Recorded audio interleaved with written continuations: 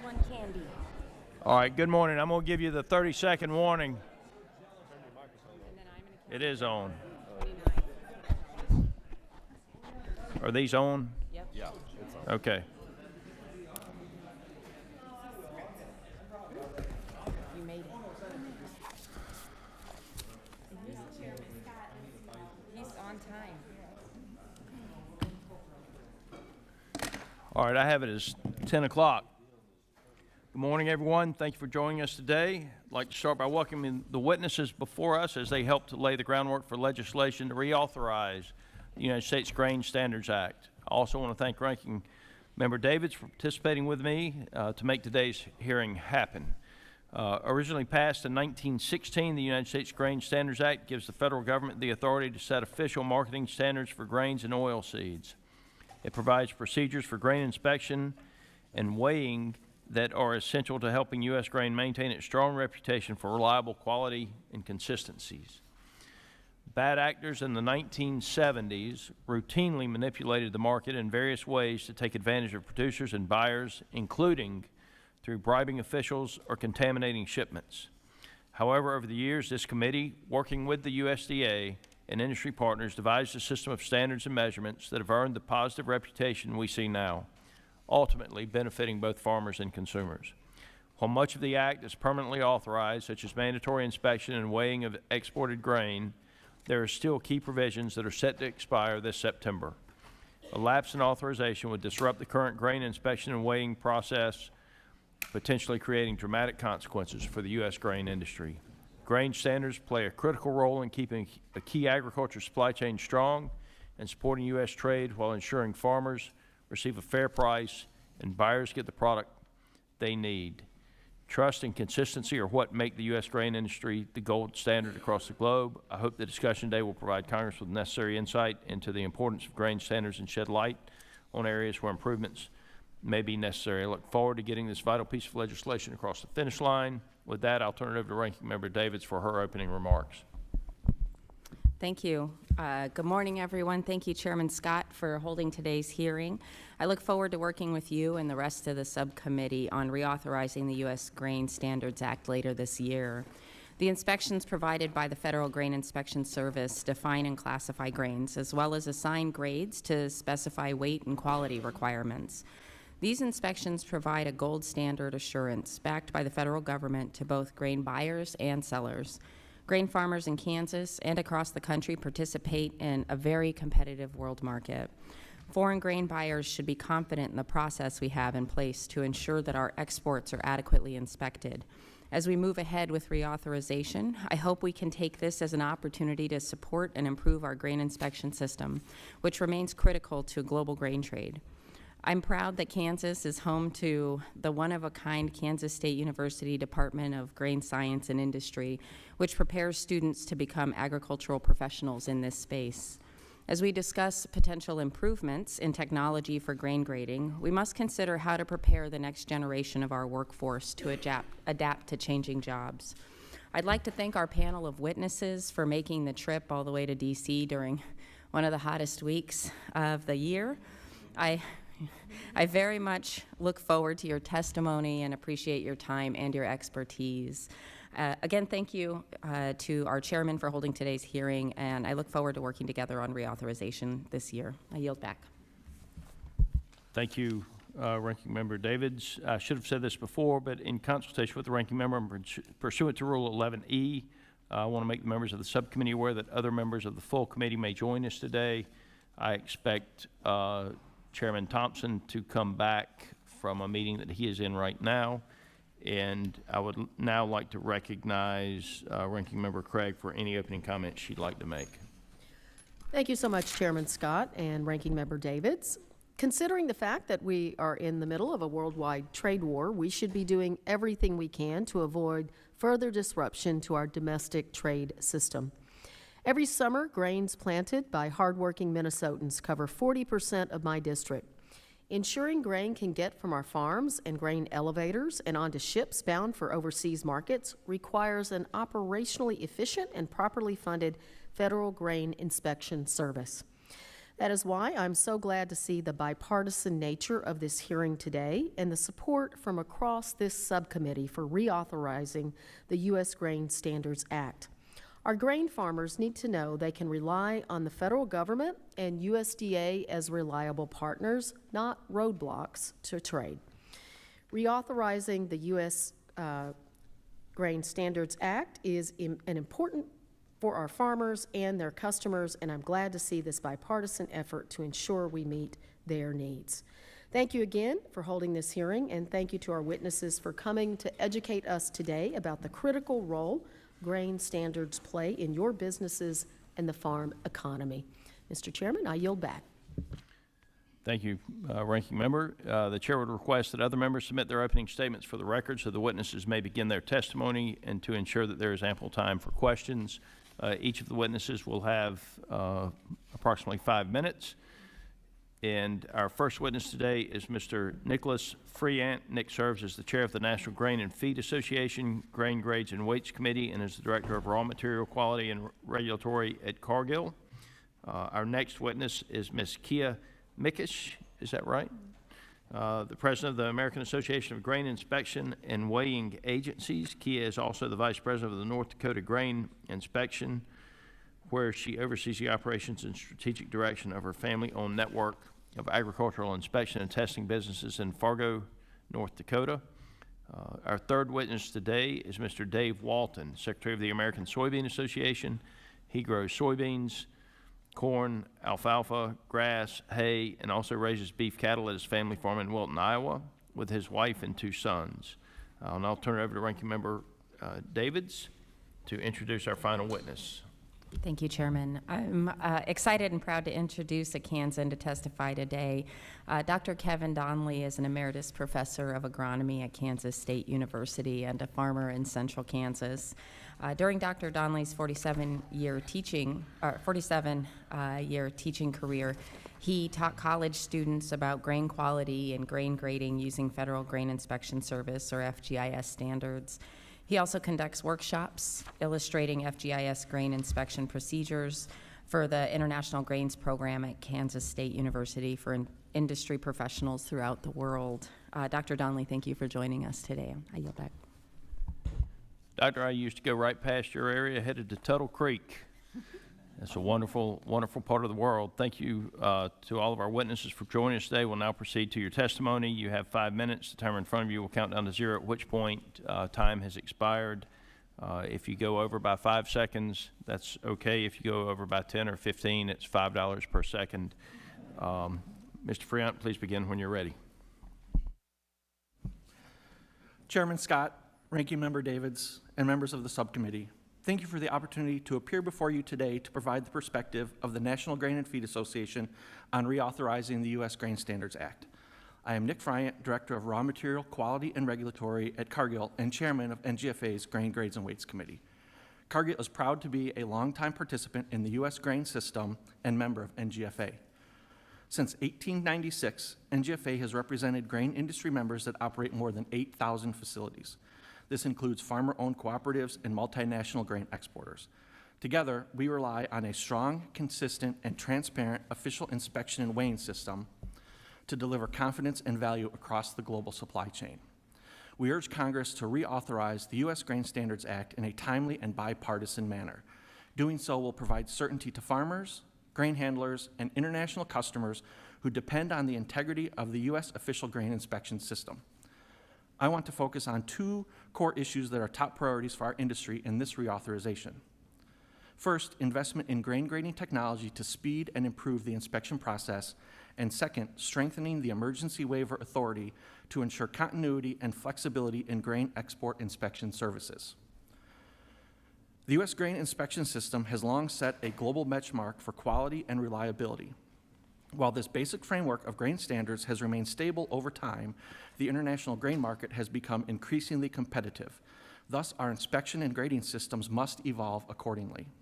Today, the Federal Grain Inspection Service still relies on legacy technologies for determining grade factors that ultimately influence a commodity's value and fungibility. FGIS must prioritize research, development, and validation of modern grain grading technologies that improve accuracy, speed, and consistency. The agency should actively collaborate with industry and academia to identify innovative tools that can reduce human error and improve grading objectivity. Furthermore, we believe that new technologies can help the agency drive efficiencies, reduce costs, and address the staffing challenges it faces, all of which ultimately benefit U.S. farmers, agribusiness, and rural economies. We believe the U.S. Department of Agriculture should allocate dedicated resources, both staffing and funding, to expedite this process. NGFA and its members are ready and willing to partner with USDA and FGIS to pilot and implement new technologies, provided there is a clear pathway for scientific validation, standardization, and eventual deployment. Therefore, we have worked with our partners at the American Association of Grain Inspection and Weighing Agencies and the American Soybean Association, who are also testifying today, on language for the U.S. Grain Standards Reauthorization Act that will provide FGIS with the necessary tools to focus their resources on this important issue. We encourage this committee to approve this proposal. The second central area we urge Congress to address is the need for enhanced flexibility in issuing emergency waivers of official inspection requirements during service disruptions. The 2015 reauthorization wisely included provisions requiring FGIS to act transparently when official services are disrupted at export ports due to withdrawal of a service by delegated state agencies. Let me be clear. The U.S. industry strongly supports the requirement for mandatory official inspection and weighing of export grain. It is fundamental to preserving market integrity and the credibility of our supply chain. But during natural disasters or other force majeure events, or in rare instances where buyers and sellers mutually agree to waive inspection due to service disruptions, the Act must allow for pragmatic flexibility. We recommend that Congress revise the Act to clarify the definition of emergency and authorize FGIS to issue conditional waivers. Further, the waiver would be applied provided that the buyer and seller voluntarily agree, the absence of an official inspection does not impair the transaction, and such a waiver would not undermine the objectives of the Act. Establishing transparent and predictable contingency planning for future disruptions would provide exporters, importers, and customers with confidence that the flow of U.S. grains can continue during unexpected challenges without compromising the overall integrity of the system. While I have highlighted two key priorities, we are ready to discuss other elements of the Act, including advisory committee functionality, ensuring timely appointments and maintaining a quorum, clarify use of user fees. We support FGIS's final rule that decoupled Schedule A fees from tonnage-based rolling average fees. We will continue to monitor the impact of the new fees on the industry moving forward, and user fee cap reform. Limit the cap to USGSA-regulated commodities. The U.S. grain inspection system is a foundation of our country's reputation as a reliable agricultural supplier.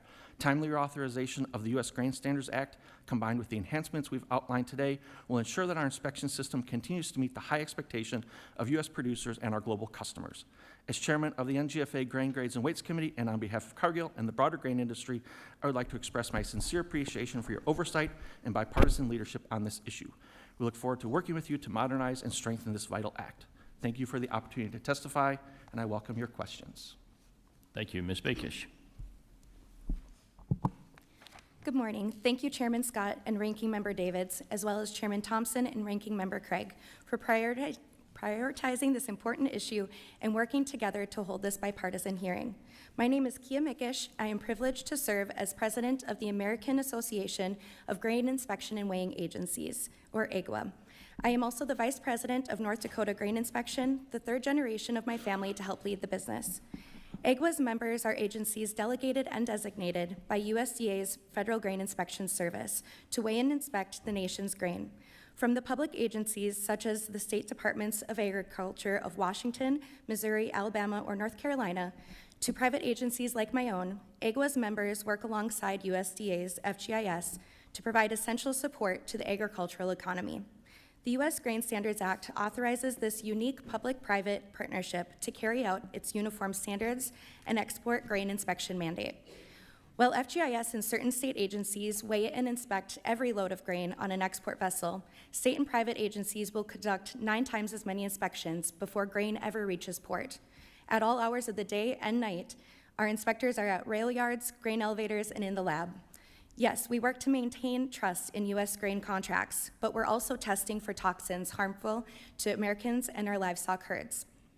The export inspection mandate underlies official inspection, but it also allows a uniform voluntary inspection system to provide trust in U.S. grain, no matter whether it is destined for export or for domestic feed, food, or biofuels production.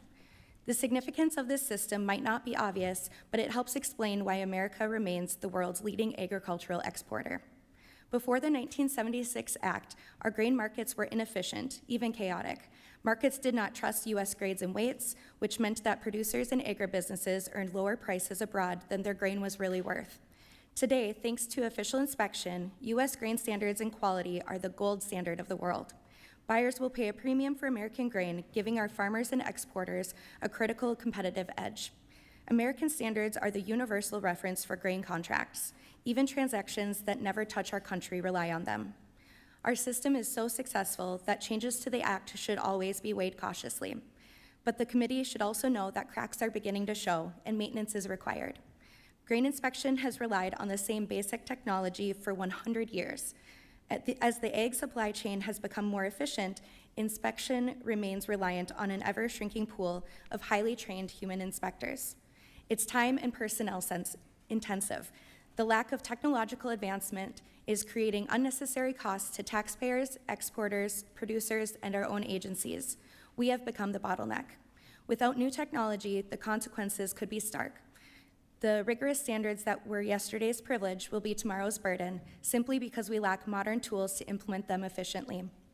On the other hand, the efficiencies reaped by grain inspection technology would reduce costs in the food supply chain and the direct costs to taxpayers of maintaining the inspection system.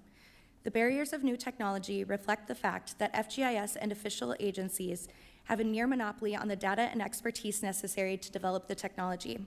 But we are not R&D agencies nor venture capitalists. We need to be able to work flexibly with the private sector to find solutions to our unique problems and foster the conditions necessary for investors to take risks in our field. FGIS's dedicated staff have made a heroic effort to advance technology, but they need more than resources. They need flexibility that reflect the realities of the unusual small market for inspection technology. I urge the committee to reauthorize the Act with a modest toolbox of new authorities for FGIS to speed technology development. Specifically, Congress should clarify in the statute that FGIS may leverage official agencies for R&D, provide other transactions authority for inspection technology research and development, and establish a modest dedicated funding account through user fees and appropriations to support the evaluation and deployment of new technology. With these tools, FGIS can coordinate flexible partnerships with research institutions, technology developers, official agencies, and the grain trade, so that promising technologies can be developed outside government, validated in the real world, and approved quickly once they reach FGIS. This reauthorization is an opportunity to modernize the most trusted inspection system in the world, ensuring it remains competitive, cost-effective, and resilient.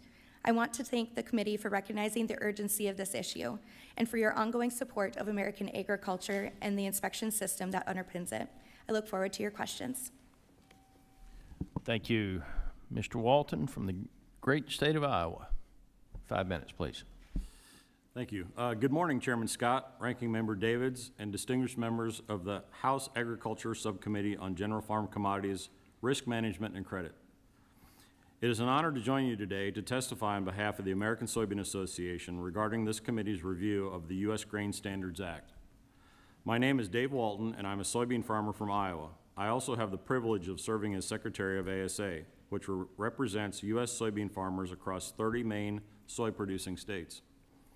Soybeans are the largest ag export in the U.S., and a robust international trade is a priority of our industry.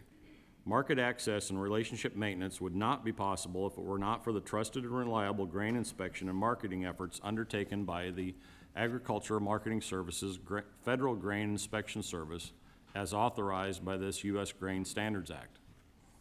For most soybean farmers, our sole interaction with FGIS, designated or delegated agencies, and the U.S. grain standards are at our local elevator. When I deliver my soybeans to the elevator, they're then tested, sorted, and consolidated into larger lots for eventual shipment. The grain standards determine the price a farmer like me receives for their soybeans at the elevator, and I know the official grain grades provide our international customers with the knowledge that the commodity they receive has been assessed for quality, purity, moisture, and soundness. Recently, the industry conducted a series of conversations with stakeholders across the soybean sector, including farmers, inspectors, regulators, exporters, and international buyers, about the value and perception of FGIS and the U.S. grain standards. While the full results are still being evaluated, initial feedback shows that the value of the U.S. grain standards and the federal inspection is extremely high for the soybean exports value chain and our international customers. Global customers consider FGIS the international gold standard for grain grading. Inspections carry the weight of the U.S. government, creating peace of mind for international customers and providing impartiality that private inspections may lack.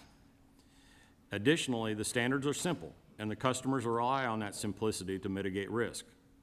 The ability to effectively hedge risk through futures market is a key differentiator for U.S. origin soybeans.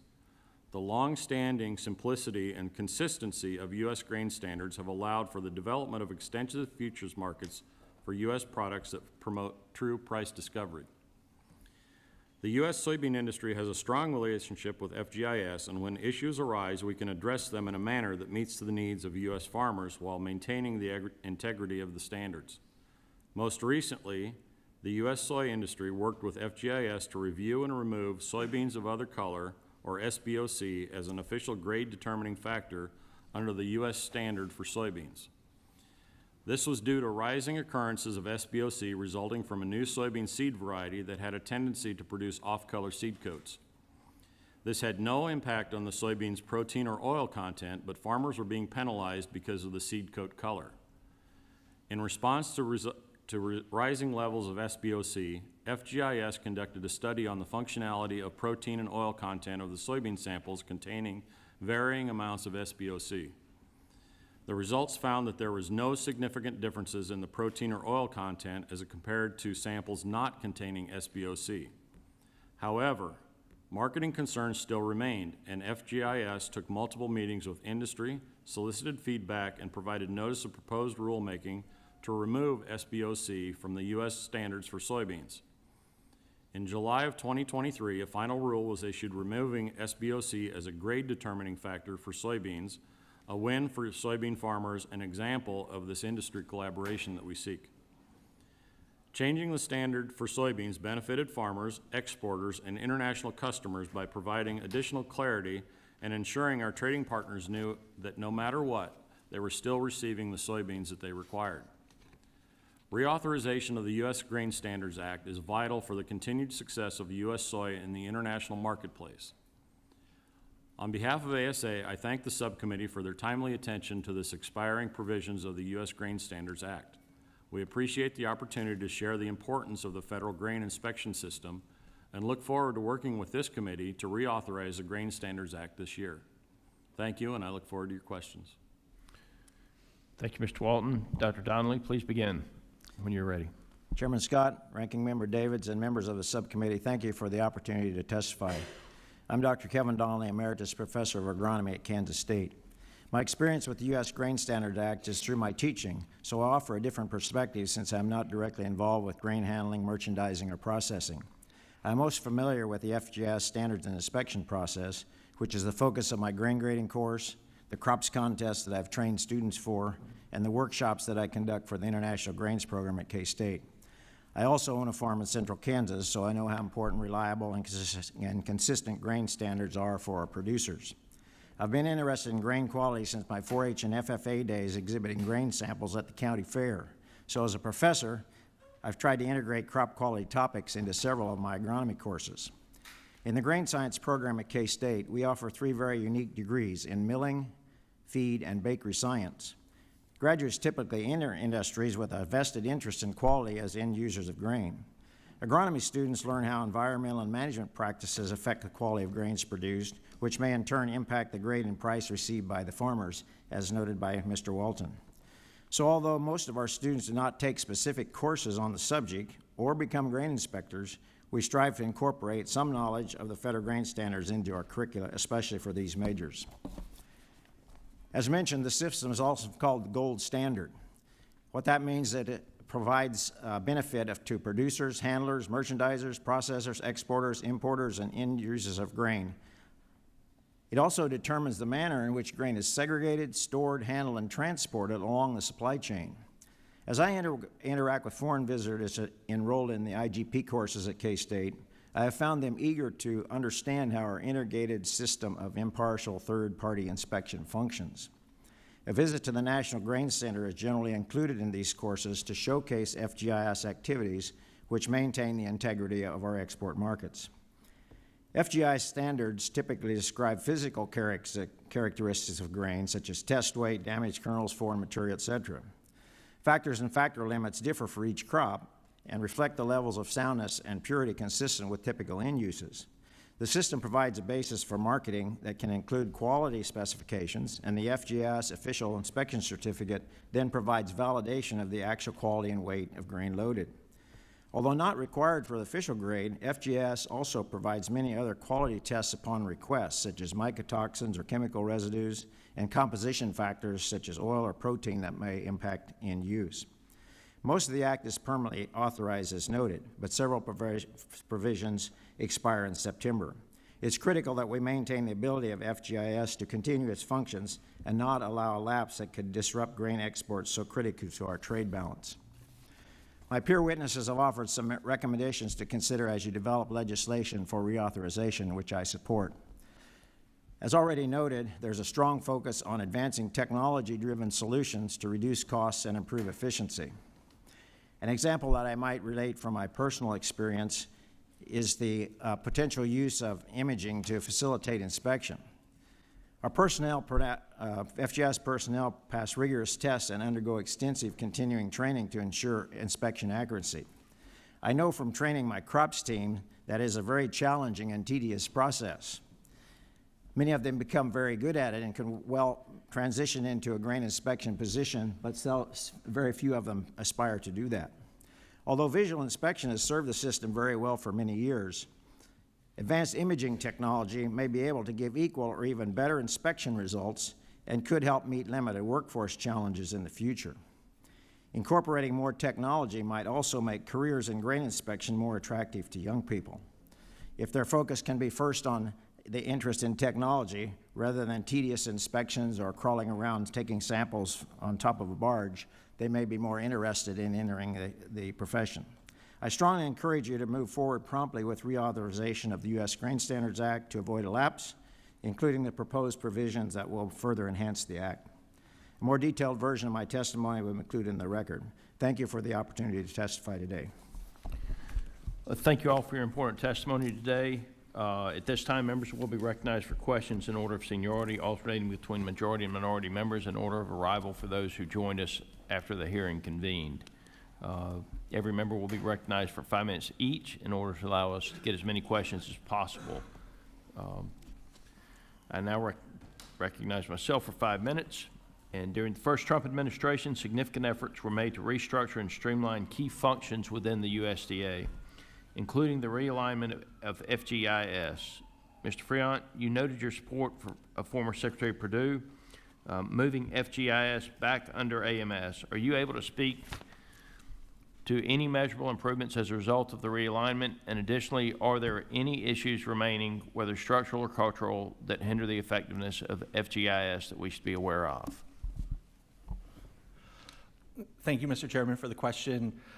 And I'd also like to thank former Secretary Perdue for that decision to realign FGIS to put the agency under AMS.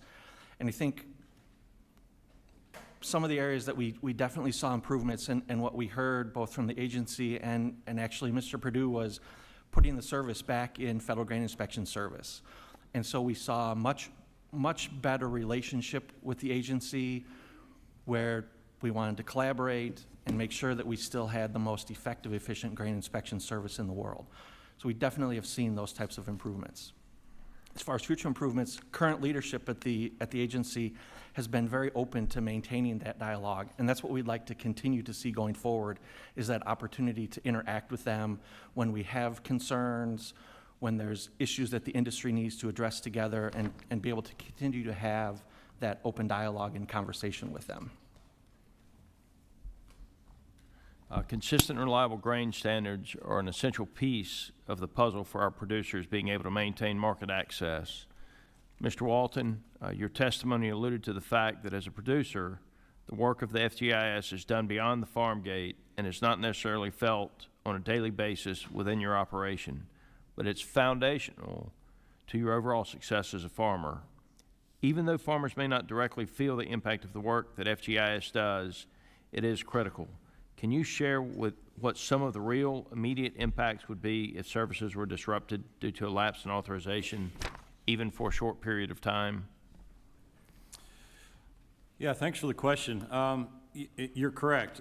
We don't normally have direct contact with it, but what we do is rely on that system to keep the grain flowing through. So once we deliver to the elevator, it gets consolidated in my case, consolidated onto a barge, shipped to New Orleans, transloaded there.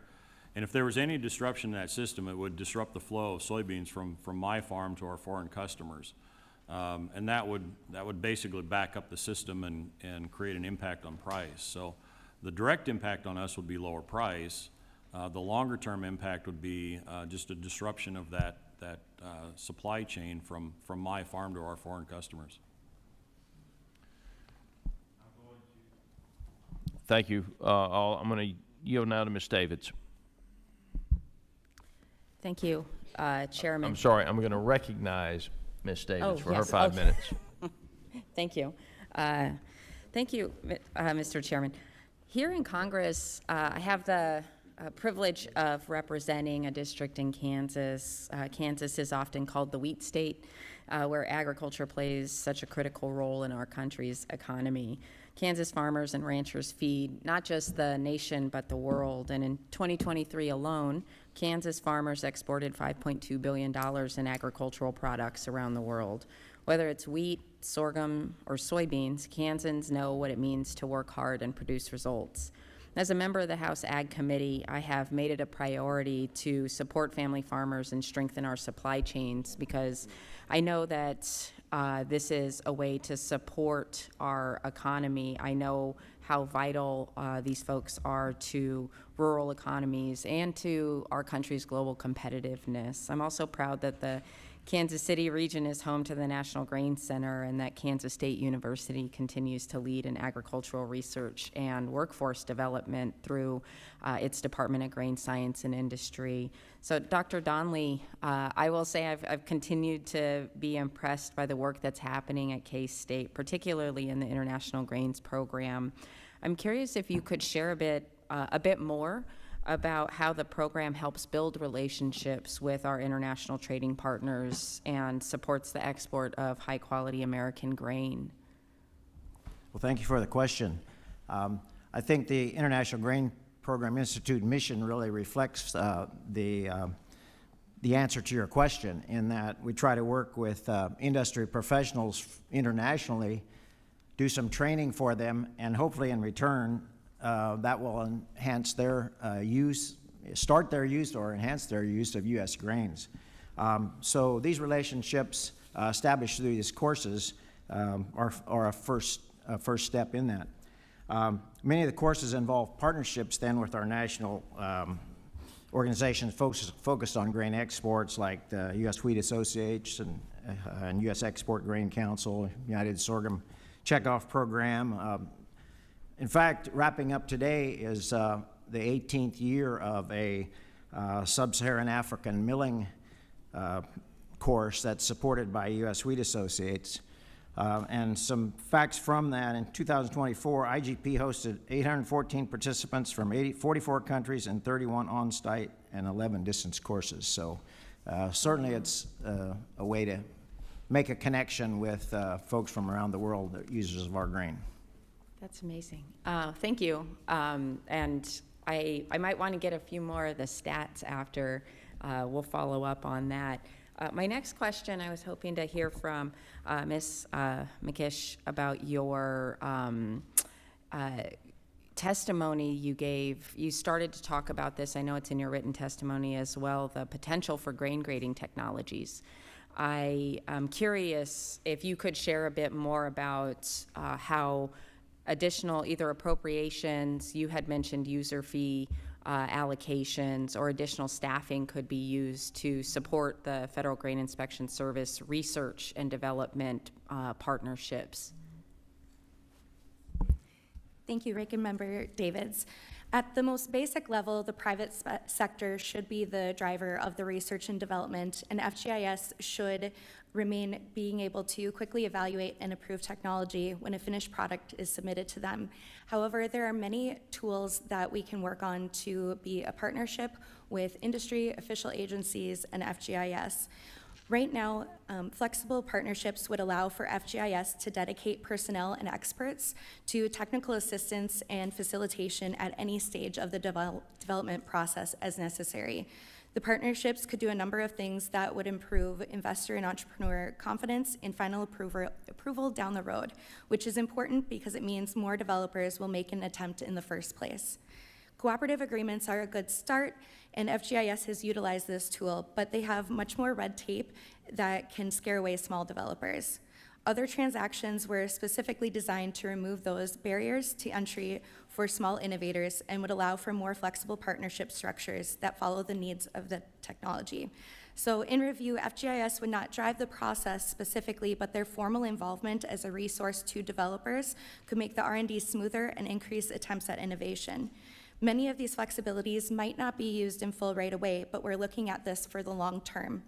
For example, FGIS could use funding to incentivize development of an especially important technology, or FGIS could work with the private sector to facilitate a consortium of developers and researchers working towards a technology goal that private markets struggle to produce on their own. And other transactions can also help for those flexibilities using grad students in other areas. Thank you. And I'd love to stay in touch about additional innovations happening. Mr. Chairman, I yield back. Chair now recognizes the gentleman from North Carolina for 5 minutes. I thank the chairman and my friend from Georgia. Mr. Friend, I'm going to start with you. I always have a few basic elementary questions that I like to get on the record, get the answers on the record, because I think they're important for the record. As you know, the Grain Inspection Advisory Committee is authorized under the Grain Standards Act. This is a group that advises the the department on matters dealing with grain inspection, of course.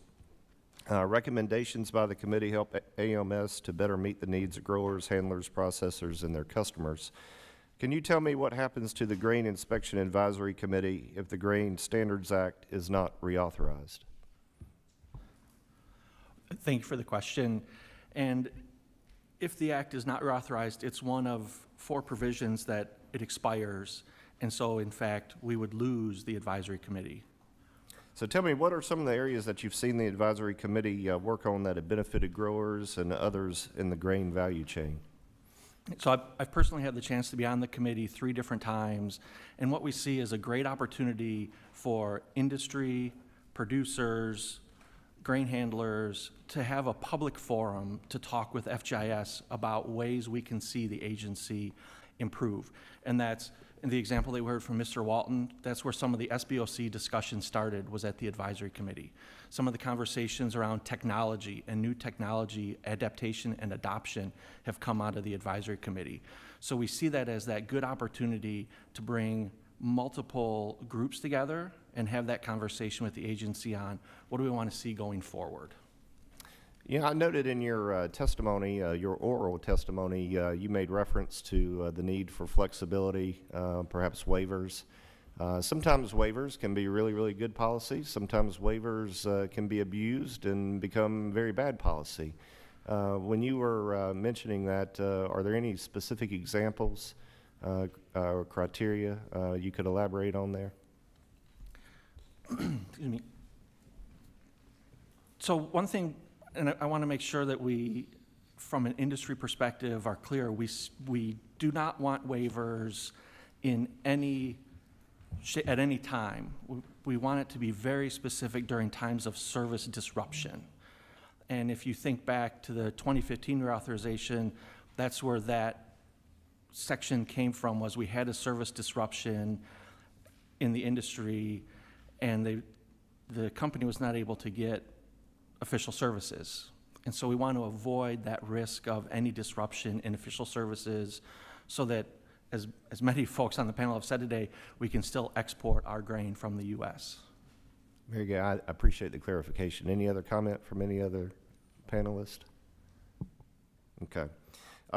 Sticking with you, Mr. Friant, your testimony mentioned that NGFA and its members are ready to partner with USDA and the Federal Grain Inspection Service to pilot new grain grading technologies. To your knowledge, has there been any engagement or investment from the private sector to support that effort?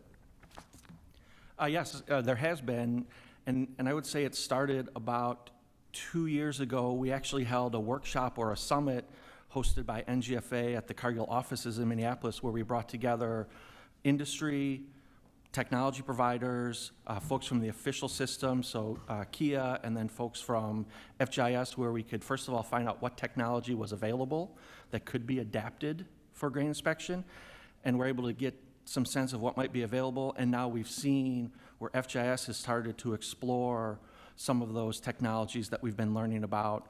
And maybe more specifically in the case of Cargill, we have engaged with at least one technology provider to see how their system works. Could it be fit for grain grading purposes, visual imaging for damage? And that's where we've seen that private partnership start. Thank you.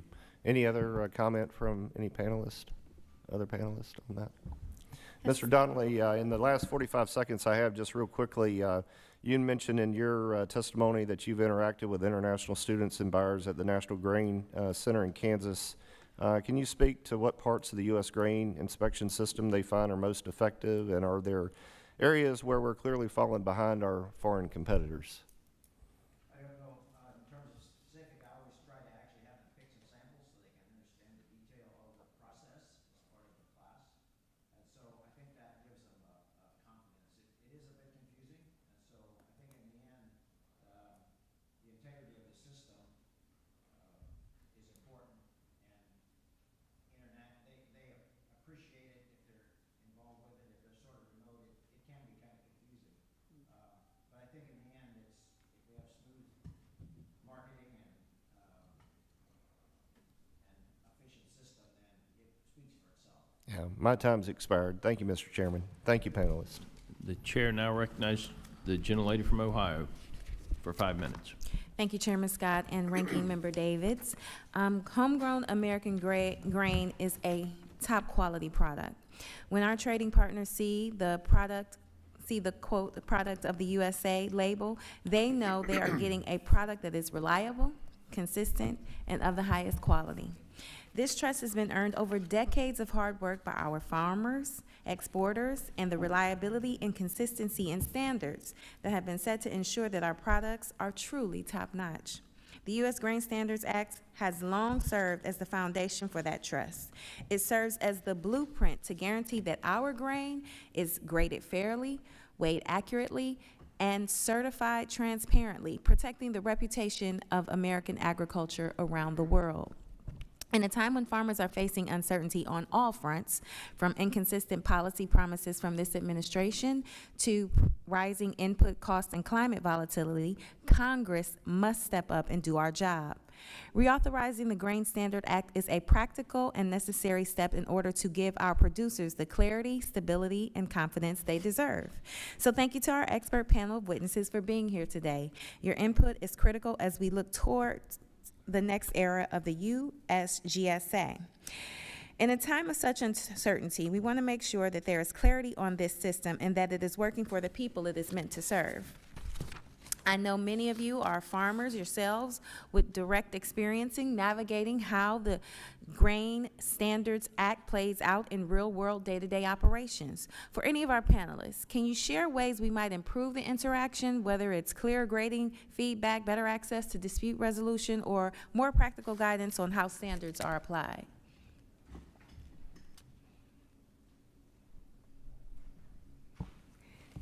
Thank you. One of the ways that we have, I think almost all of us have discussed in our oral testimonies, is improving through technology.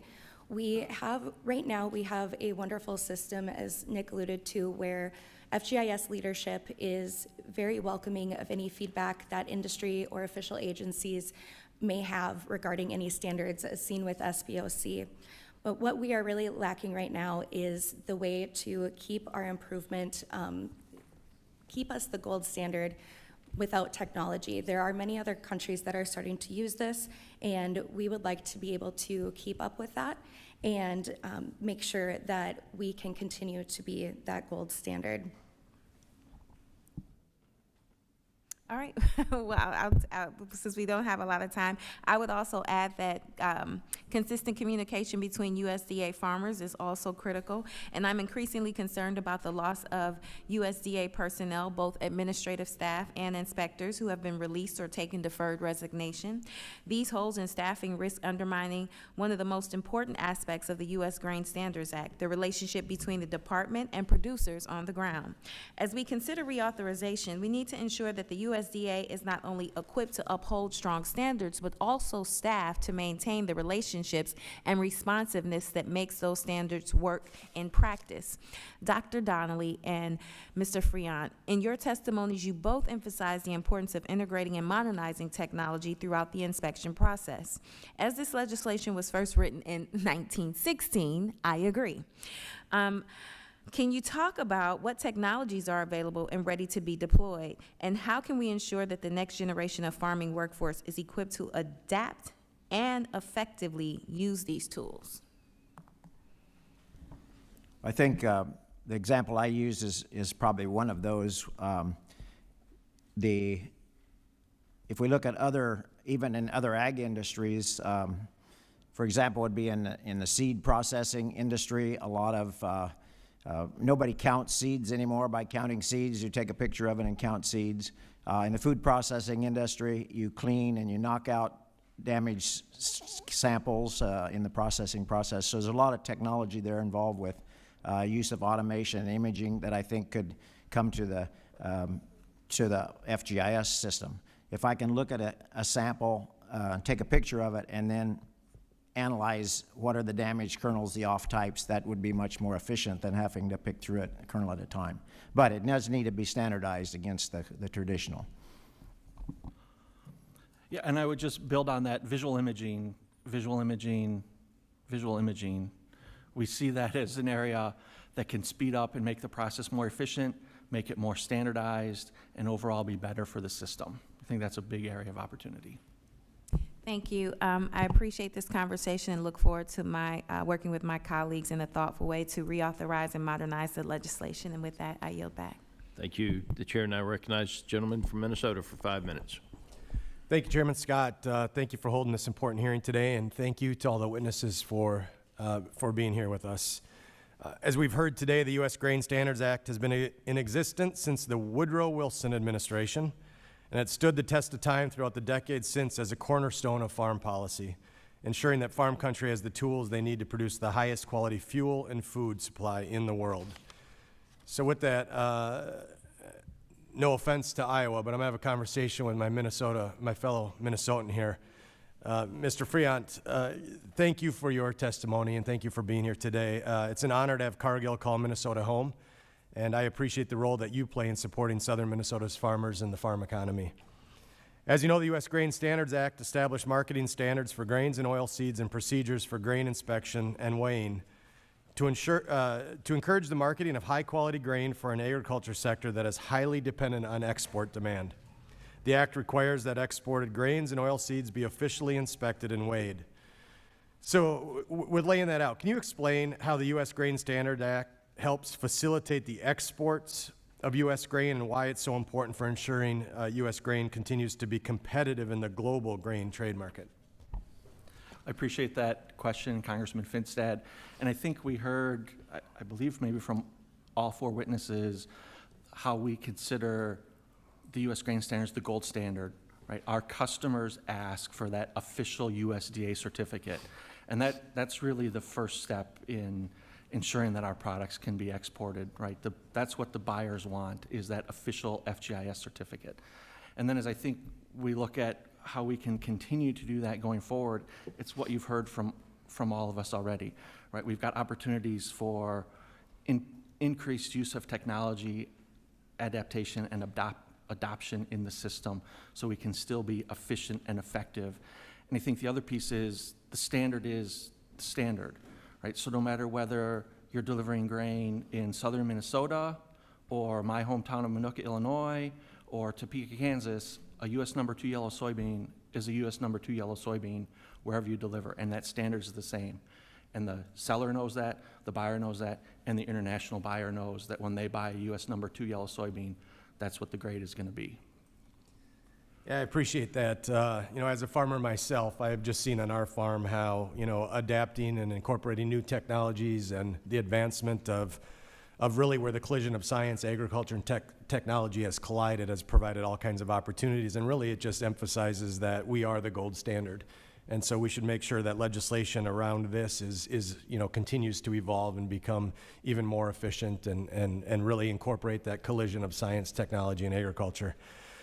One area that I wanted to get to here with my last couple minutes is I want to highlight the importance of protecting the surplus we have in grain trade. Over the last few years, the Biden administration refused to be at the table for negotiating market access for our producers, and grain continued through this to be a bright spot for farm country. In fact, America enjoys right now a $65 billion trade surplus on the U.S. grains and oilseed side. This is a credit to our farmers, who again have done a great job with what I just stated, with incorporating that collision of science, technology, and agriculture. And we continue to grow the highest quality grain in the world. Our transportation infrastructure, including critical American waterways, highways, rail systems, and decades of diligent work to develop and grow new markets. So again, Mr. Friant, what are some of the challenges that we face right now on grain exports, and what can we do in the Grain Standards Act reauthorization to help overcome maybe some of these challenges? I think the first and foremost thing is get the act reauthorized on time or early. It provides us that stability. We know that the standards will be there when it comes time, when we want to export that grain, and it provides that consistency for us. So first and foremost, we want to have it reauthorized. I think some of the things that we've laid out in terms of, and you've heard from all of us, the technology piece, and we've talked about a lot, continuing to look for those technology opportunities that are out there. And then, as we referenced in my oral testimony, the waivers. When we do have a disruption in service, let's make sure that as long as buyer and seller agree and it doesn't impair the act, we can still get that grain exported from the U.S. to those customers that want that U.S. grain and that U.S. certificate. I appreciate that. Thank you again to all of you for being here, taking time away from your busy lives to help us craft, hopefully, a better policy in the future. So I appreciate that. Mr. Chair, with that, I yield back. Thank you, Chair, and I recognize the gentlelady from Illinois. Thank you, Chairman Scott, and thank you, Ranking Member Davids. And thank you so much for all the panelists for being here today for this hearing. I appreciate the opportunity to discuss this important piece of legislation set for reauthorization this year. We are proud of the grains we produce in this country, particularly the high-quality corn and soybeans grown in my district in central and southern Illinois, and Congressman Sorensen's district as well, and want to ensure that these grains enjoy market access around the world, something you've obviously heard a lot about today.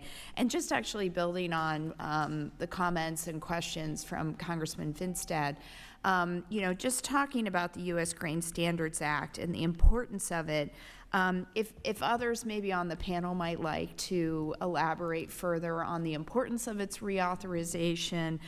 We heard about, looking for technological advancements and how that might be able to continue to build on the success of the Standards Act.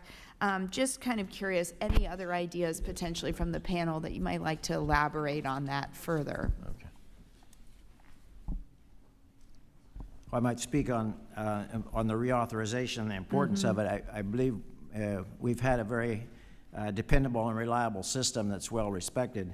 But currently, grain farmers are facing some really challenging times with low commodity prices and weakened exports coupled with high input and credit costs.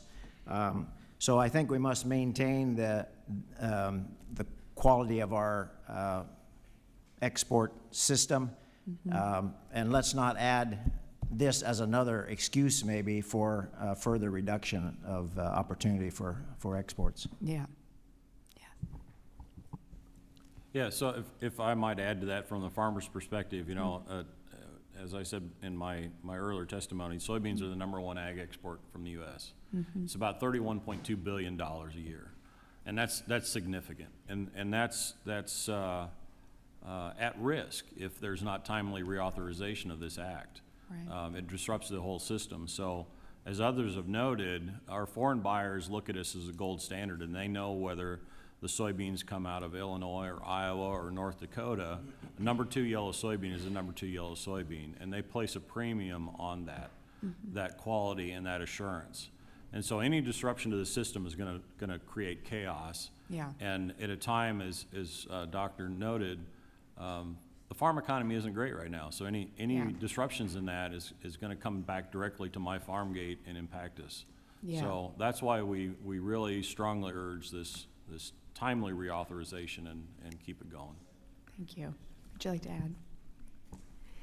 Thank you. From the perspective of an official agency, we actually do a lot of what Professor Donnelly was talking about and hosting foreign groups that come over about commodity trade.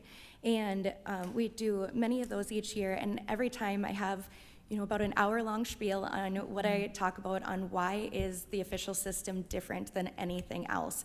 And if this were not to be reauthorized, we wouldn't have that gold standard. When I see their faces, when we're talking about how each of our official agencies, we go through extensive compliance reviews, we have daily randomized monitoring, I laugh sometimes that I talk to FGIS more than a lot of the people in our company sometimes. We're that big of partners. And they are so impressed by the amount of standards, even as something as simple as running a moisture. I want to say the handbook is maybe 70-some pages long, and that shows that we give so much value, and everything is thought out very intensely. And it's a really enjoyable part each year to see their faces and how proud they are of what we do. Yeah, thank you. Thank you for sharing that. I just, with the time I have remaining, wanted to emphasize also the important role that our colleges and universities play in bringing the next generation of agricultural professionals to the industry. Getting young people interested in working in agriculture, particularly farming, has been a priority of mine since taking office. The University of Illinois is in my district, which, much like Kansas State, is home to a world-class agricultural program. Dr. Donnelly, I know that in your role at Kansas State, you interact with students who represent the next generation of ag professionals. How does a deeper understanding of crop quality and federal grain inspection system serve students in indirectly related agricultural careers? Mr. Donnelly, I need you to be brief with this, please. Yeah, sorry. Yep. We've talked about grain science and agronomy. Example might be animal science.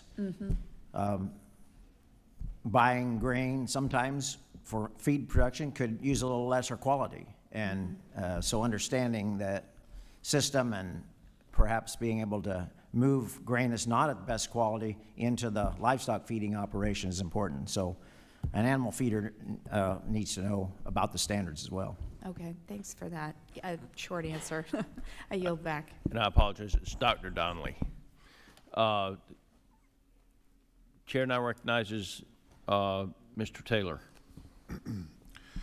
Thank you, Chairman Scott and Ranking Member Davids. Thank you for holding this subcommittee hearing and kicking off the U.S. grain standards reauthorization. And I appreciate the witnesses being here to share your insights and expertise and the sacrifices you all made to join us here today. Even in a broadband desert like most of my district, technologies are constantly evolving and changing in the modern agricultural economy, especially with the increase in AI. Mrs. Mickish, in your testimony, you talked quite a bit about how modernizing grain technologies could help improve the inspection and weighing process. You mentioned the lack of technological advancement is creating unnecessary costs for taxpayers, exporters, and more.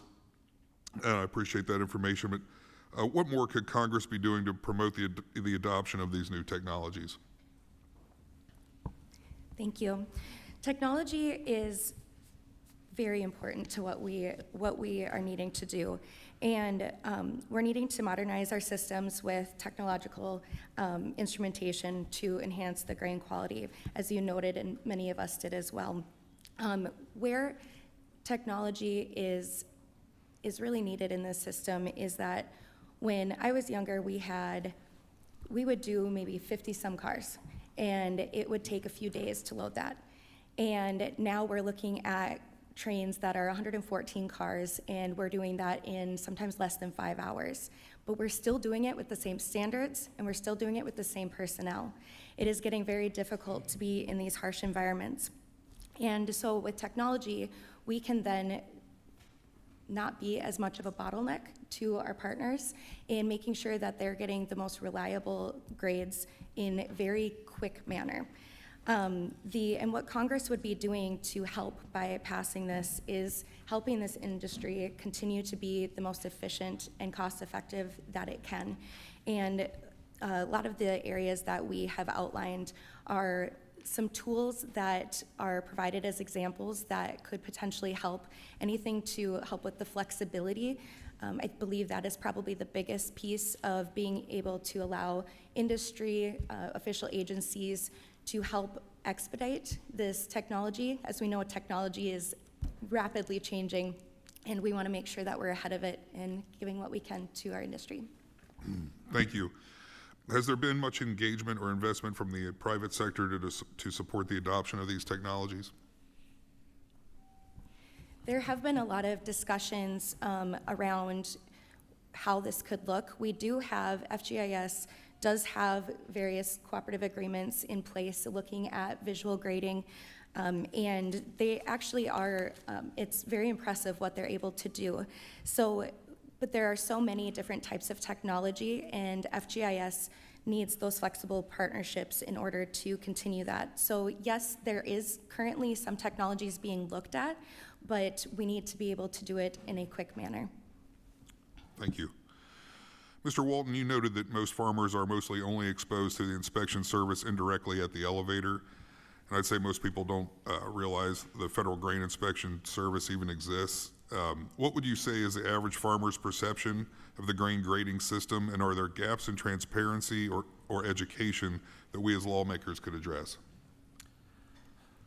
I think the answer was in your question. I mean, there's a transparency there that we know as farmers when we deliver grain to an elevator, it's done against a consistent standard, and regardless of multiple points that I might sell to, that grain is going to be graded the same regardless of where it goes to. And I think that's the important piece for farmers, that we know that there's an assurance behind those grain graders that may be a government entity that is providing that sort of consistency. So that's why we hope not to have any disruption here. It's set to expire during harvest for us, and that would be a very untimely thing to happen. Sure. Okay. Thanks again to all of you for being here, and Chairman, I yield back. Chair now recognizes the gentleman from Illinois for 5 minutes. Thank you to Chairman Scott and Ranking Member Davids. Thank you to everyone for joining us today to discuss the importance of reauthorizing the U.S. Grain Standards Act. And welcome, Mr. Friant from Illinois. Glad to have you here in our committee, and glad that we have representation from the land of Lincoln. You know, I was honored to have Illinois farmers in my Capitol Hill office on this very floor down the hall just a couple of days ago. When I asked, what keeps you up at night? It's not the weather. It's the fact that we need to expand global markets for the export of our grain and our oil seeds. Reauthorizing this initiative gives us the opportunity to not only modernize our marketing system, but deliver cost savings, improve reliability, and create a fairer valuation of U.S. grain in a world marketplace. Mr. Walton, I'll begin with you. You mentioned the toll that this administration's tariffs are taking, especially on our bean farmers. Could you expand a little bit more on how important classification of grain grades is for not only price discovery, but upholding consumer confidence here and abroad? Sure. You know, we understand that our international customers have a choice in where they purchase grains. And one of the reasons why they continue to come back to the United States is because we provide the international market with the highest quality grains from around the world. And that's backed with this U.S. grain standard. So they know when they come to the U.S. and they're looking for number 2 yellow soybeans, that's exactly what they're going to get when they're delivered. And we as sellers know that the high quality soybeans that we grow on our farms will get to those end users in that same kind of condition. So as we deliver number 1 or number 2 yellow soybeans to the market, that's what our customers in international markets will receive. Mrs. McKesh, you just mentioned my fellow person from Illinois, Ms. Bazinski asked, and you had mentioned that the United States, we're proud to be the gold standard of exported grain. How essential is a bipartisan reauthorization to keep our American producers on top? Thank you for that question. Reauthorization is essential for that. We give stability within the markets. We give confidence knowing that what that grade is. You're going to know that if we're grading it in Ohio, it's going to be the same as in California. And if we do not have that ability to have the Federal Grain Inspection Service system, that can be very detrimental to the entire grain supply chain and also for the markets above when it is already difficult. So again, it would be essential, and we urge Congress to pass it. Thank you for that. And I'll pose this to everyone. You know, as we consider language to reauthorize this act, what is the most important change that we as members of Congress should consider?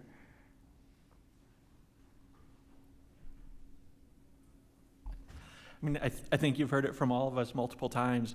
Technology. How can we ensure that there's that language that enables technology from Federal Grain Inspection Service? Well, one of the expiring provisions in 2025 is the authority to collect fees for federal supervision of state agencies' export inspections. You know, what do user fees typically cover, and what percentage of services and operations are paid for by appropriations from Congress? So user fees are the direct service, right? So that's the inspectors that are inspecting and weighing the grain at port facilities. It's the per unit fees if we want mycotoxin testing or other factors tested. So it's direct cost for the services are the user fees. Anyone else? Thank you all so much for being here today, and Mr. Chairman, I yield back. Thank you. The little chair now recognizes the big chair for 5 minutes. Well, thank you, Mr. Chairman, Chairman Scott, Ranking Member Davids. For convening this important hearing. The United States Grain Standards Act has been the linchpin of American agriculture and trade for nearly a century, and it's a vital tool that ensures the integrity of our grain markets, both here at home and around the world. This law provides the framework for official marketing standards, inspection, and weighing procedures for grains and oilseeds, and is essential for ensuring transparency, market confidence, and price discovery. These principles are foundational to a fair and functioning agriculture economy. With several provisions of the current law set to expire on September 30th, it's imperative that we do our job and we reauthorize this important piece of legislation. Allowing this authority lapse would cost the farm economy more than $70 million a day and result in serious consequences for our family farms, supply chains, and international trading partners. For example, nearly $100 million of corn and barley are exported from my home state, the Commonwealth of Pennsylvania, each year, and more than $26 billion of U.S. grains were exported in 2024. It's critical that no disruption to the essential services that underpin our ability to export the safest, most abundant, and grain supply in the world. So fulfilling this obligation and continuing safeguards will allow us to avoid disruptions in service like what has occurred in the past. Inspection and weighing services must be dependable, uninterrupted, and cost-effective. That's not a luxury. It's a necessity for the American food security. The United States has been at the forefront of agricultural research, and we are fortunate to have institutions that are able to spearhead the promotion of science, technology, and innovation. Dr. Donnelly, given Kansas State's long-standing leadership in grain science and its connection to FGIS through the National Grain Center, is there a role for K-State and other land-grant universities to play in advancing the next-generation grain inspection technologies? Well, I certainly think that there would be opportunity, but our program at the International Grain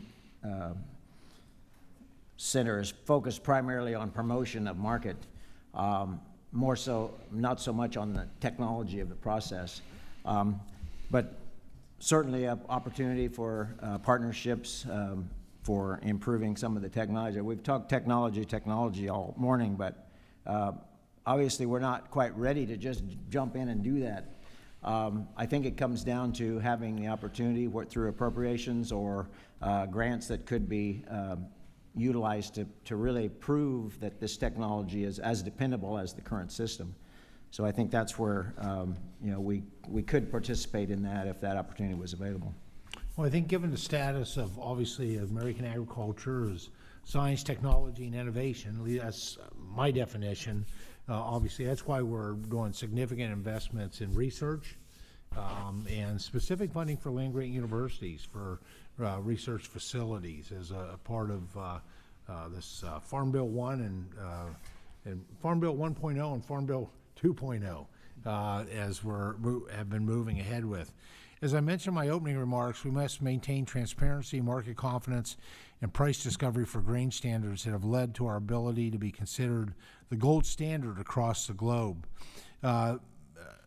Freon, your testimony mentions that in the event of a service disruption, additional flexibility on emergency waivers for official inspection and weighing requirements is needed. I was part of the great work this committee did in 2015 to ensure there's transparency and continuity from FGIS.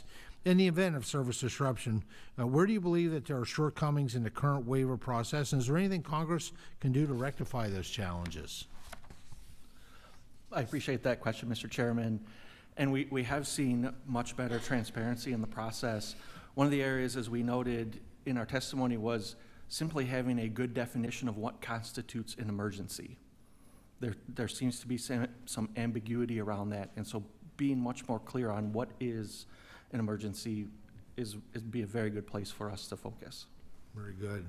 Well, thank you, Mr. Chair. The big chair yields back. Thank you, Big Chair. I want to everybody know, I show the order as Mr. Rose, Ms. De La Cruz, Mr. Harris, and then Ms. Miller is what I show the order on this sheet right now. It's just Mr. Rose, Chair, and I recognize you for 5 minutes. Thank you, Chairman Scott and Ranking Member Davids, for holding this time-sensitive hearing on the review of the U.S. Grain Standards Act. Reauthorizing and modifying the U.S. Grain Standards Act is yet another opportunity for this committee to deliver prosperity for our producers by strengthening flexibilities and reconfiguring the use of funds. As all of you have mentioned or alluded to the Federal Grain Inspection Service, or FGIS, as the gold standard for grain grading and the vital role the service plays in promoting U.S. competitiveness in global markets.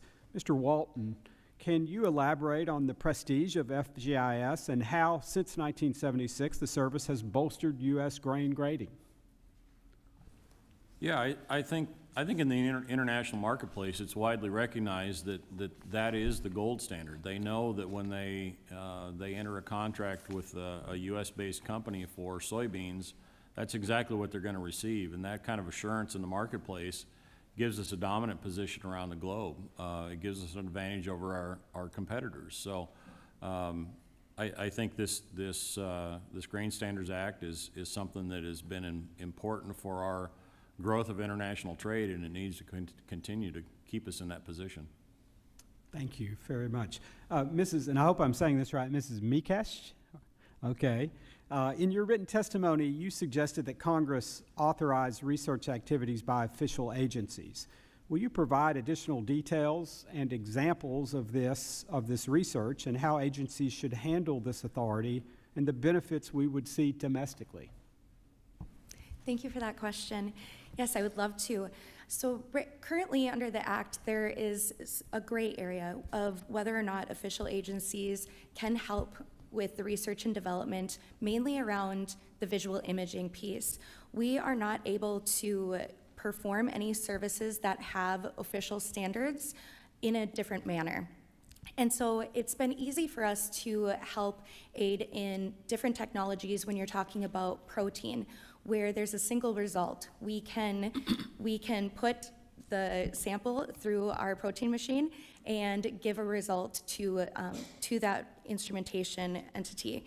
Now, when you're talking about visual imaging, we are needing to look at things like individual kernels, and there are current standards for grading, but if we were just to give a certificate that states you have 2.2% damage in your corn, that isn't going to help these instrumentation entities determine what types of damages these kernels are, as well as being able to sort them within their models.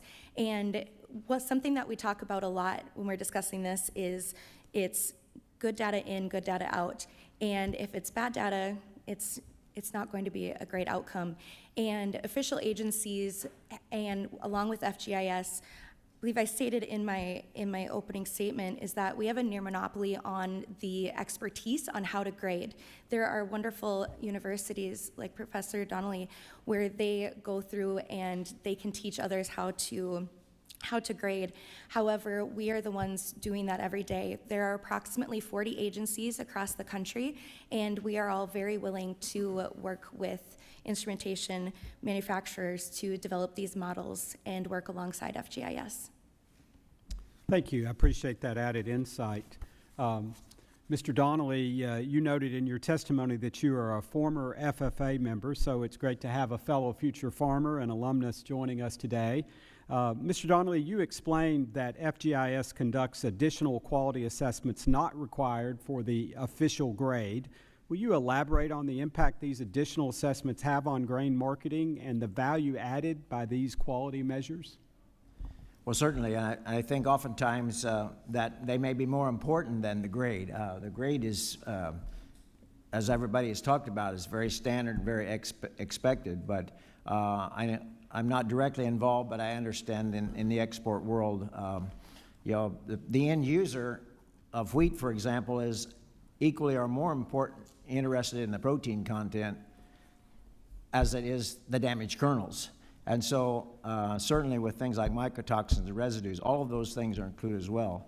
And not only that, but FGIS is also tasked with dozens of other testing and monitoring of other feedstocks, and we're just talking about a limited number of grains here. In fact, rice is under the AMA, pulses, field beans under a completely different system, but still they're involved. So FJS, if you really look at it, this is a part of what they do, but it's much broader than that as well. And some of this additional testing may be equally or more important to the end user. Thank you. I appreciate that insight. I yield back, Mr. Chair. Thank you. The chair now recognizes Ms. De La Cruz. Thank you, Mr. Chair. Thank you for hosting this important meeting today, and thank you to the witnesses for being here.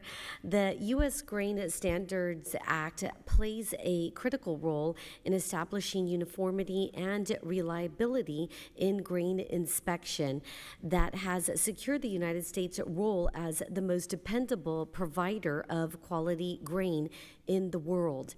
As we continue to assess the effectiveness of federal programs, it's important that we hear from those who are actually engaging in these systems to ensure their long-term success.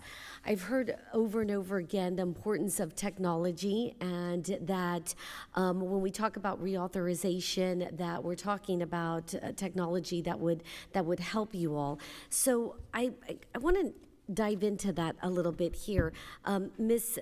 Mikish, you mentioned that official agencies have much of the data and the expertise that is needed to drive technological innovation. And you even said good input, what'd you say? Good data in means good work or good data out, correct? We want to make sure that that data is being put to good use. So could you speak to how those impacts, the good data or bad data that's coming out, how it can provide, how we can make innovation better or inspection tools better or partnership with developments better when good data does come out of or good work comes out of this data? Thank you for that question. Yes, in our system, when we are going out and we are grading on site at grain elevators, when we are looking for damages, we have a narrow field of foot candles, light candles that we actually have to make sure our lights are done by. We have to make sure we have a very specific color of countertop. I could go on and on, but I won't bore you. So there are a lot of inputs that go into making sure that visual grading by a human inspector is accurate. Now, there are some things with technology that you're going to take a lot of that out of play, which is wonderful. And so if we are there providing good data, we need to make sure that this technology is as reliable and accurate, if not more reliable and accurate than human inspectors. Just a tenth of a result, a difference, can make such a huge financial impact for many of our partners. Oops, reclaiming my time, one moment. You said something very important as the difference, obviously, between a human visual inspection and a technology inspection. Do we have any quantifiable data that we have available to us as far as an error rate in technology versus human or vice versa? Thank you. We are actually not at that point currently. There are some instruments that are being used where we are doing the data of what the damages are, but until that is completed, we aren't able to compare the two. So what I'm hearing is that there's a study in place that you're looking for the numbers in what the difference is between having the technology available and having the human error rate in this. Is that correct? Yes. And when do you think this data would be available for us to review? That is going to be difficult. It's going to depend on what your subcommittee passes. We are looking for ways to expedite the technology study, and once we do that, I know it's very important to the industry alike that we come forth with that data. I am the chair of the Grain Inspection Advisory Committee, and we look at new technologies in rather protein, and every time we look at new data, the very first question we're asking is it the same or better? And that's something that none of us want it to go backwards. Excellent. Thank you so much for your time. I yield back. The chair now recognizes the very patient gentleman from North Carolina for 5 minutes. Thank you, Mr. Chairman, and thank you for having this important hearing, and to all of you that have been sharing on the panel today. As a freshman on this committee, I was fascinated to learn about the intricate network of inspectors who physically lay eyes on grain products coming in and around the country. Whether it's wheat, corn, barley, or one of the other dozen things the Federal Grain Inspection Service oversees, hundreds of inspectors are working to ensure the quality of our grain products. Mrs. Mikush, I want to ask you, can you briefly describe for my constituents at home what a day in the life of a grain inspector entails, and what are the steps that an inspector goes through when they get a shipment of, say, wheat kernels? Thank you for that question. That is a fun one to answer. Every day is quite different. We are constantly having to check where trains are at, whether or not we are able to load due to weather conditions, or whether or not we're able to get out to those elevators due to weather and conditions. In each of our areas I'll talk about NDGI, we have a little bit different depending on the market. So in our North Dakota area, we primarily do rail cars, and we do shuttle trains. Now, say when they get the call at 2 a.m. that a train is going to be heading our way at that particular location within the next hour, our inspectors, our samplers, and technicians are essentially, they are on call. They are to wake up, get going, get on the road, and get out to that location. Those grain elevators, then they are able to make sure that there's representative sampling, because the grade is only as good as the sample we receive is. So we have standards that we go through to ensure that the sample is going through, and then we go through and run things like moisture, test weight, and then it gets to the inspector who is doing mainly the visual damages to make sure that everything is accurate. And then those trains can last anywhere from 5 hours to 36 hours. It really depends on what happens, but whether it's rain, shine, or a lovely blizzard in North Dakota, we are making sure that we're there so that our industry partners can get the grain out in time. Super. Well, thank you. I know we have talked a bit about the technological advancements that you would like to see to improve the processes. Can you give a picture of some of the cost savings to the system that might occur if Congress can reduce the regulations to allow for more technological advancement in the inspection process? Thank you. Yes. Right now, we are in the midst of discussions on how exactly having these visual grading systems could look. But what we are looking at currently is, say that you need 4 people to be on site and doing the grading. We may be able to cut that back to 3 or less. And what it also can do is that there is a lot of ups and downs with as far as the volume in the grain industry. So we can go through phases where maybe we have, speaking of my own agency, maybe we have 60 people out on the road, and then all of a sudden there's a few changes and now we're down to 30. Having that technology will allow us to handle those ups and downs, those ebbs and flows a lot easier, especially when you're talking about inspectors. When we have inspectors, it generally takes to just become mildly proficient about a year to get the 3 main licenses. And you can imagine that when there's a downturn in the market, as there always are both ways, if we lose that expertise of inspecting, it is very difficult to come back from. So if we can use things as a tool and an aid to help with that, it can help with staffing substantially. Excellent. And in the last few seconds, Mr. Friant, the Federal Grain Inspection Services is funded primarily by user fees, with taxpayer dollars from Congress filling in the rest of the budget. Given our debt crisis, it's encouraging for me to see this funding structure that isn't totally reliant on federal dollars. However, I know that the authority to collect user fees is given by Congress and that we play a role in ensuring that process goes smoothly. In your testimony, you mentioned ways to stabilize the user fees, saying they're currently not predictable for the industry. In the last 20 seconds or so, can you share more about what the issue is and how Congress can fix it? So one of the things that we saw, and we actually got in the 2015 reauthorization, was how tonnage fee was based on a rolling average, and we didn't see that same approach. We saw that same approach applied to other Schedule A fees, and so what FJS has done is published a new final rule on a new way to calculate those fees to help stabilize it. So now we're going to be in a monitoring mode and ensure that those changes indeed are efficient and we are achieving the goal that we think as far as stabilizing costs for the agency. Thank you. Thank you all very much, and thank you, Mr. Chairman. I yield back. The chair now recognizes Ms. Miller for 5 minutes. Thank you, Mr. Chairman.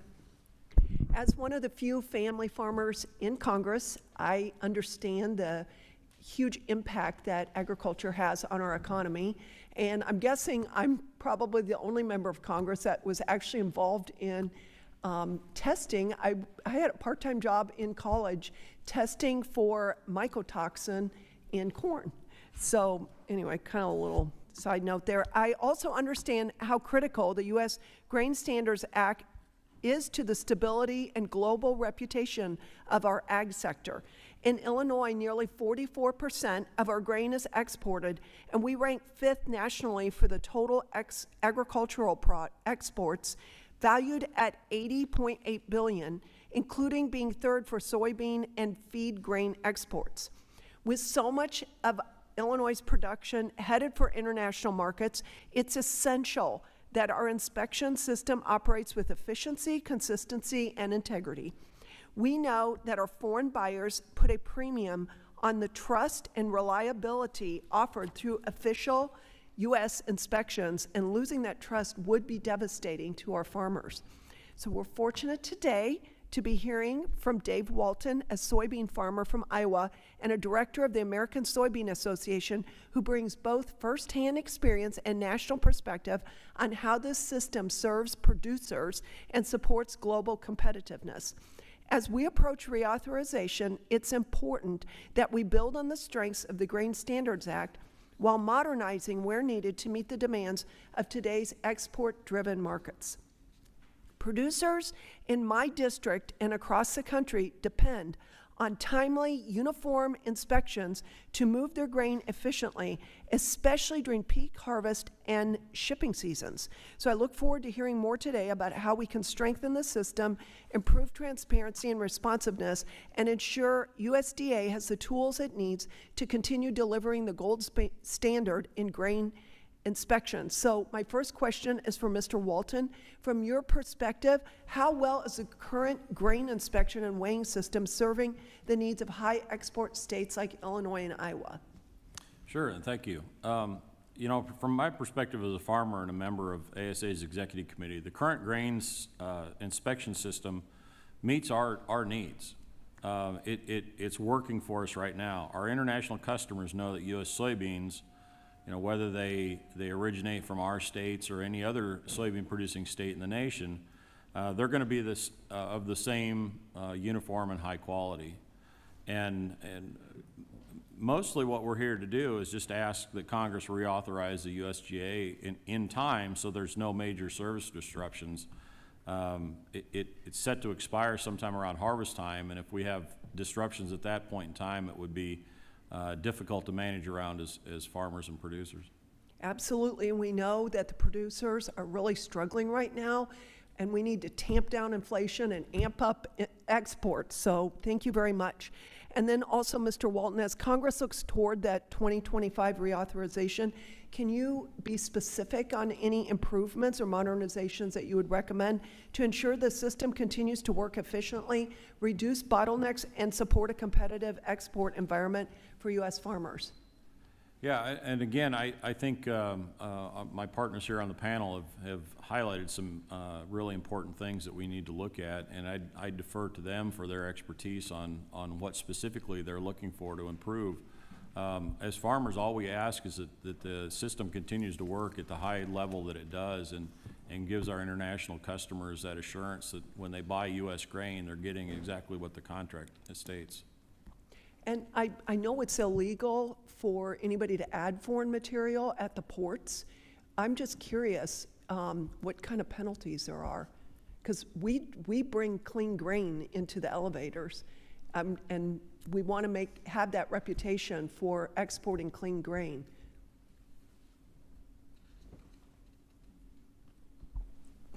So in the act, there is a penalty for adding foreign material. Frankly, we would need to look into exactly what the requirements are around that. I don't happen to know them off the top of my head. Okay, I think that there's 1% foreign material allowed. And, you know, I just want to make sure that the good work that the farmers do and the local grain elevators to make sure we have clean grain when it's at the ports ready for export, that it remains clean grain and we preserve our excellent reputation. Thank you, and I yield my time. Chair now recognizes Mr. Lamoffa from California for 5 minutes. Thank you, Mr. Chairman. Appreciate it. I'm sorry I haven't been able to be here the whole committee today, so hope I don't ask anything redundant. But I have a great understanding and importance as well, along with Ms. Miller on this. I'm a rice grower in California, and we actually grow seed rice that our neighbors use as well. So having important grain and seed standards for germination, for making sure we have like seed and not other stray seed in there is extremely important. And so it's important we get this right in many aspects across the board. So I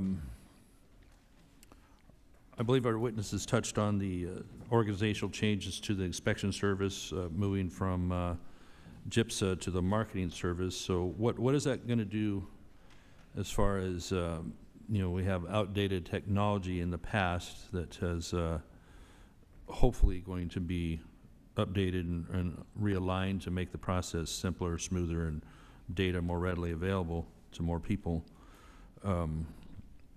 What do you anticipate, and anybody on the panel here,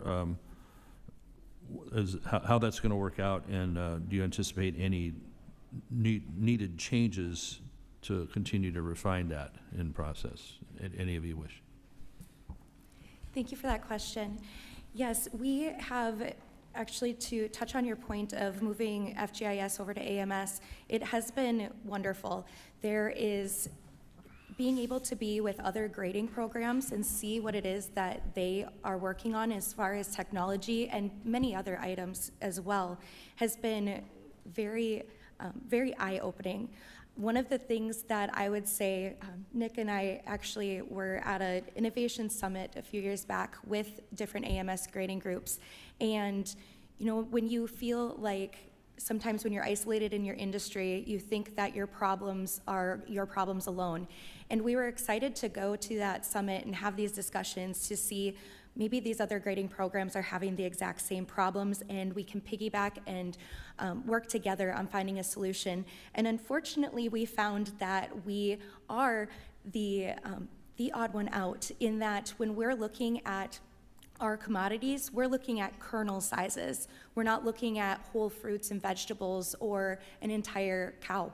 And so the technology that we need is very different than what is already in use out there in these other grading programs. So we have had other grading for non-grains, you mean? Yes, for livestock, specialty crops, et cetera. And so we need a little bit more help and effort to be able to get the technology to work for us in the most cost-effective way. So how difficult is it with a current older system versus what you're seeing with technological improvements that are available or coming available? So maybe I'll give an example. When I walked into Cargill's offices about 20 years ago, one of my colleagues came to me and said, we're working on black box technology for grain inspection, for grain grading.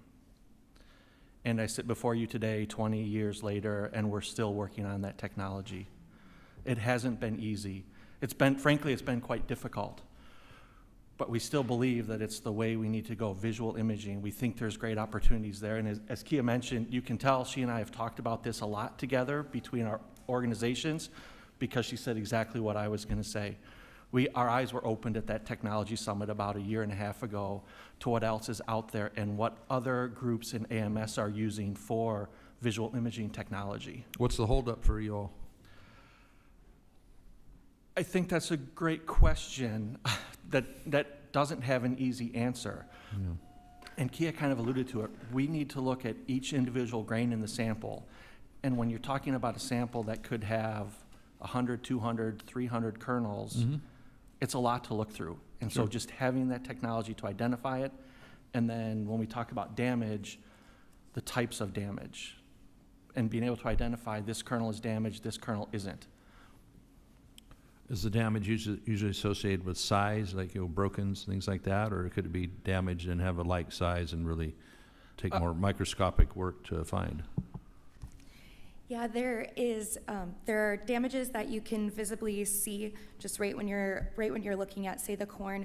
But there are also damages, and this is part of the reason why it's been more difficult to find the technology, is you have to actually scrape at the kernel to determine. There are some grains that you have to cut to see the inside of it, and so with that, it isn't only visual imaging, but we're needing other things like near infrared and all of that combined together, but still cost effective enough to be able to have at thousands of on-site labs across the country. So I suppose you're trying to draw samples kind of at random and hope that sample represents the whole and you don't run into too many quality problems. Yes, we do have very specific protocols for sampling to ensure that. Well, I got to yield back, but I'm pleased to hear that you're very happy with the AMS coming in, and that's making it a little simpler. So please keep us abreast at the committee here of what impediments might be out there, and the good things too. So thank you, Mr. Chairman. Thank you. I have one final question, and I'll turn it over to Ms. Davids for any final questions she may have, and then in closing, We had an issue with peanuts a couple of years ago, where after they had been shipped, the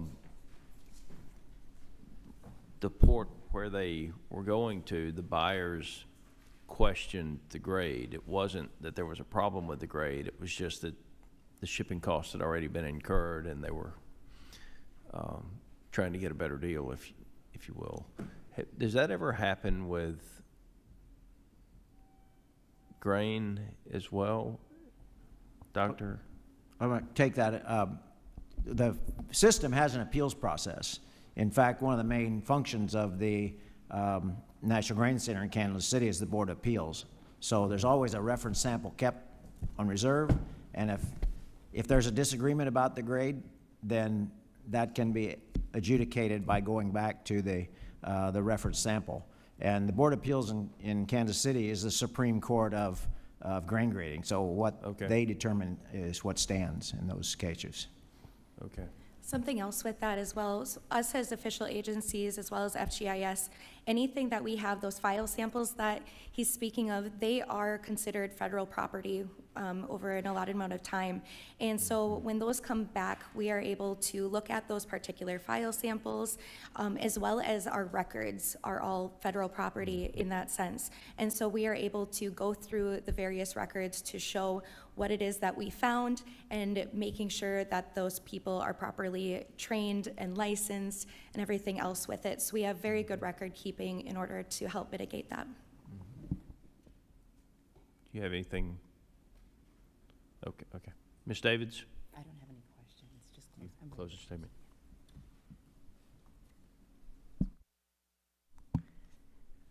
Thank you, Chairman, and I just have a closing statement here. First, I'd like to thank everyone on our panel today. Thank you for showing up and being witnesses here in front of the committee. That's so important for all of us on this committee to stay well informed about the U.S. Grain Standards Act, particularly as we look to take action on the reauthorization this year. Your time and testimony today have absolutely provided us with firsthand knowledge on how essential the grain standards are to farmers, not just in Kansas, but across the country, and to folks in the grain industry at large across the country. So again, thank you, Chairman, for holding today's hearing, and I look forward to working together on the reauthorization this year. I yield back. Thank you, Ranking Member Davids, and I want to thank all of you for taking the time to come testify. Your expertise matters to us, and I look forward to the completion of the legislation in a timely manner.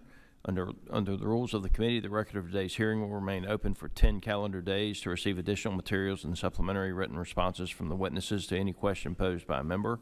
This hearing of the Subcommittee on General Farm Commodities, Risk Management, and Credit is adjourned.